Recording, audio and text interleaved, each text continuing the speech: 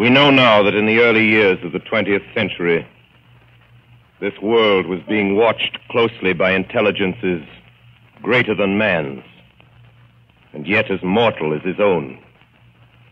We know now that as human beings busied themselves about their various concerns, they were scrutinized and studied, perhaps almost as narrowly as a man with a microscope might scrutinize the transient creatures that swarm and multiply in a drop of water.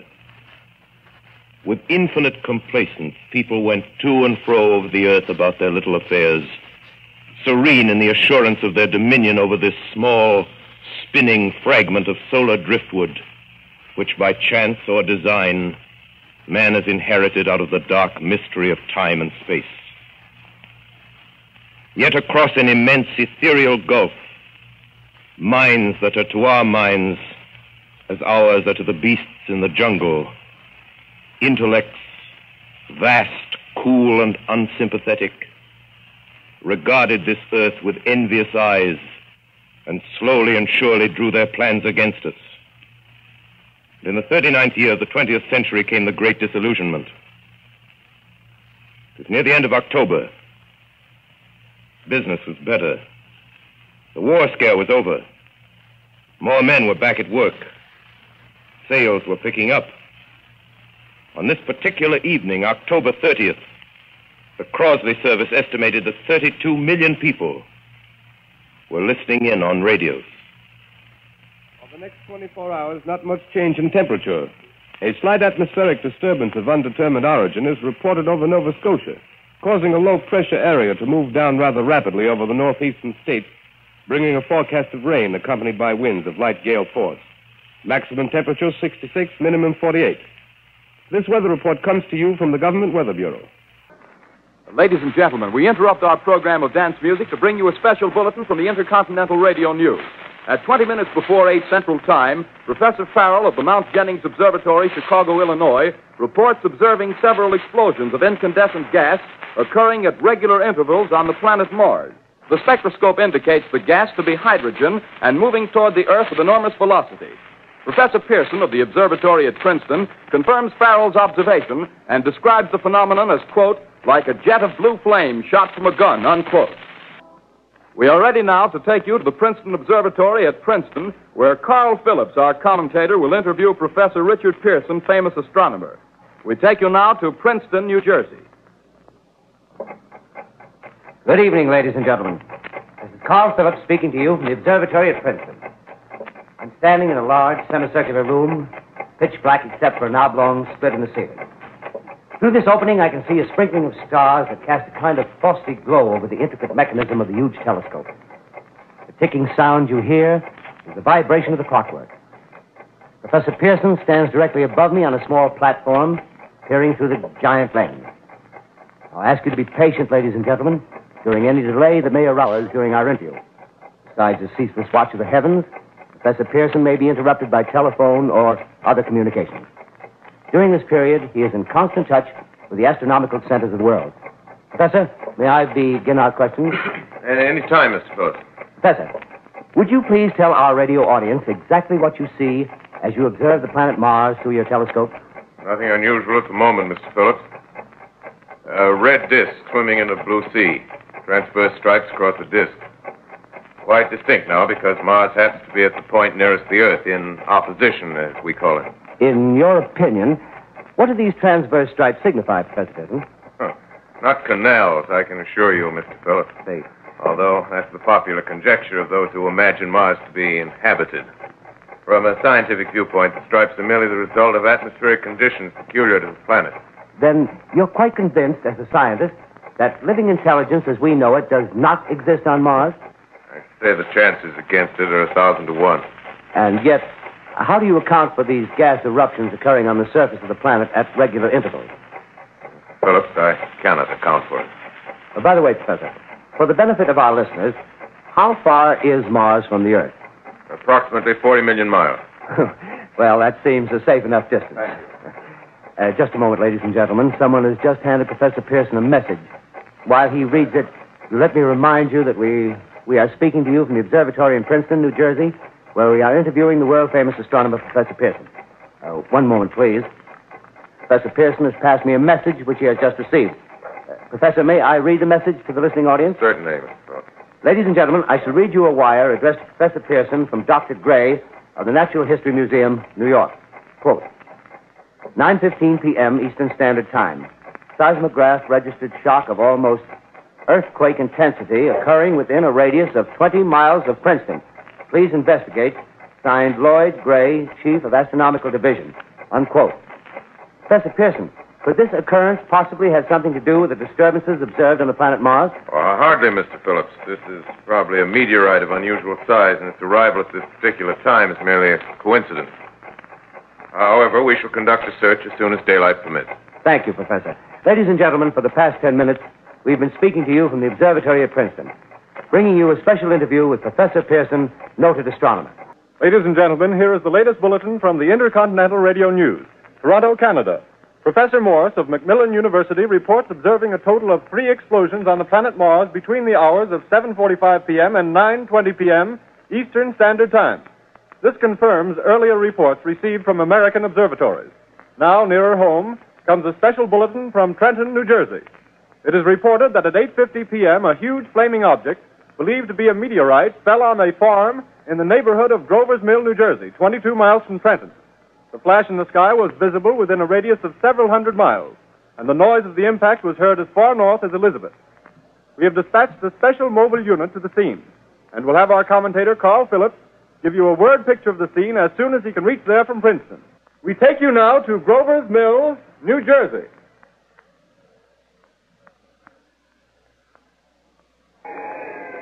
Ladies and gentlemen, this is Carl Phillips again, out at the Wilmot Farm, Grover's Mill, New Jersey. Professor Pearson and myself made the 11 miles from Princeton in 10 minutes. Well, I hardly know where to begin. To paint for you a word picture of the strange scene before my eyes, but something out of a modern Arabian Nights. Well, I just got here. I haven't had a chance to look around yet. I guess that's it. Yes, I guess that's the thing directly in front of me. Half buried in a vast pit. Must have struck with terrific force. The ground is covered with splinters of a tree. It must have struck on its way down. But I can see of the object itself doesn't look very much like a meteor. At least not the meteors I've seen. It looks more like a huge cylinder.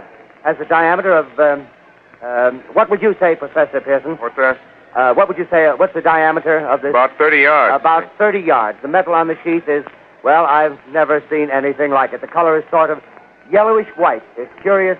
Spectators now are pressing close to the object in spite of the efforts of the police to keep them back. Getting in front of my line of vision. Would you mind standing one side, please? While the police are pushing the crowd back. Here's Mr. Wilmot, owner of the farm here. He may have some interesting facts to add. Mr. Wilmot, would you please tell the radio audience as much as you remember of this rather unusual visitor that dropped in your backyard? A step closer, please. Ladies and gentlemen, this is Mr. Wilmot.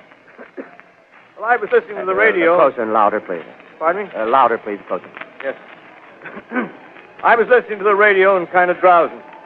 That professor fellow was talking about Mars, so I was half chosen and half... Yes, Mr. Wilmot, and then what happened? Well, as I was saying, I was listening to the radio, kind of halfway. Yes, Mr. Wilmot, and then you saw something. Well, not first off. I heard something. And what did you hear? A hissing sound like this. Kind of like a 4th of July rocket. Yes, then what? I turned my head out the window and would have sworn I was asleep and dreaming. Yes? I seen a kind of greenish streak and then zingo.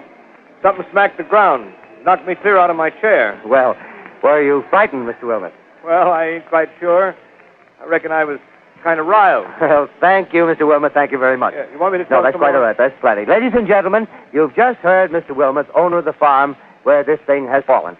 I wish I could convey the atmosphere, the background of this fantastic scene. Hundreds of cars are parked in the field in back of us, and the police are trying to rope off the roadway leading into the farm, but it's no use. They're breaking right through. Cars' headlights throw an enormous spotlight on the pit where the object's half buried. Now, some of the more daring souls now are venturing near the edge. Their silhouettes stand out against the metal sheen. One man wants to touch the thing. He's having an argument with the policeman. Now, the policeman wins. Now, ladies and gentlemen, there's something I haven't mentioned in all this excitement, but it's becoming more distinct. Perhaps you've caught it already on your radio. Listen, please. Do you hear it? It's a curious humming sound that seems to come from inside the object. I'll move the microphone nearer. Here. Now, we're not more than 25 feet away. Can you hear it now? Professor Pearson? Yes, Mr. Can you tell us the meaning of that scraping noise inside the thing? Possibly the unequal cooling of its surface. I say, do you still think it's a meteor, Professor? I don't know what to think. The metal casing is definitely extraterrestrial. Not found on this Earth. Friction with the Earth's atmosphere usually tears holes in a meteorite. This thing is smooth, and you can see its cylindrical Just a minute. shape. Something's happening. Ladies and gentlemen, this is terrific. This end of the thing is beginning to flake off. The top is beginning to rotate like a screw, and the thing must be hollow. He's moving. Keep back there. Keep back there. Keep those men back. Keep back there. Keep those idiots back. He's off. The top's loose. Look out there. Stand back. Ladies and gentlemen, this is the most terrifying thing I've ever witnessed. Wait a minute. Someone's calling someone or something. I can see peering out of that black hole two luminous discs. The eyes, it might be a face, might be almost but heavens, something wriggling out of the shadow like a gray snake. Now it's another one and another one and another one. They look like tentacles to me. Oh, yeah, I can see the thing's body. Now it's large as a bear.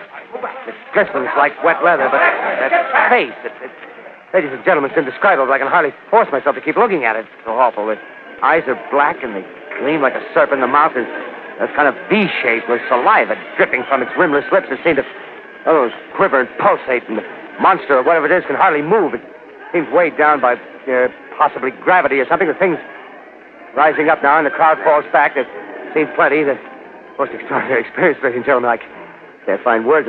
Well, I'll pull this microphone with me as I talk. I'll have to stop the description until I can take a new position. Hold on, will you, please? I'll be right back in a minute. We now return you to Carl Phillips at Grover's Mill. Ladies and gentlemen, am I on? Ladies and gentlemen, here I am, back of a stone wall that adjoins Mr. Wilmot's garden. From here, I get a sweep of the whole scene. I'll give you every detail as long as I can talk and as long as I can see. More state police have arrived. They're drawing up a cordon in front of the pit. About 30 of them. No need to push the crowd back now. They're willing to keep their distance. The captain conferring with someone. Can't quite see who. Oh, yes, I believe it's Professor Pearson. Yes, it is. Now they've parted, and the professor moves around one side, studying the object, while the captain and two policemen advance with something in their hands. I can see it now. It's a white handkerchief tied to a pole. Flag of truce. If those preachers know what that means, what anything means. Wait a minute, something's happening. Humped shape is rising out of the pit. I can make out a small beam of light against a mirror.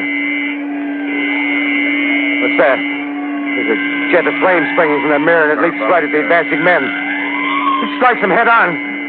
Oh, Lord, they're turning into flames. Now the whole field's caught up by the woods, the barns, the gas tanks of the automobiles spreading everywhere. It's coming this way now, about 20 yards to my right.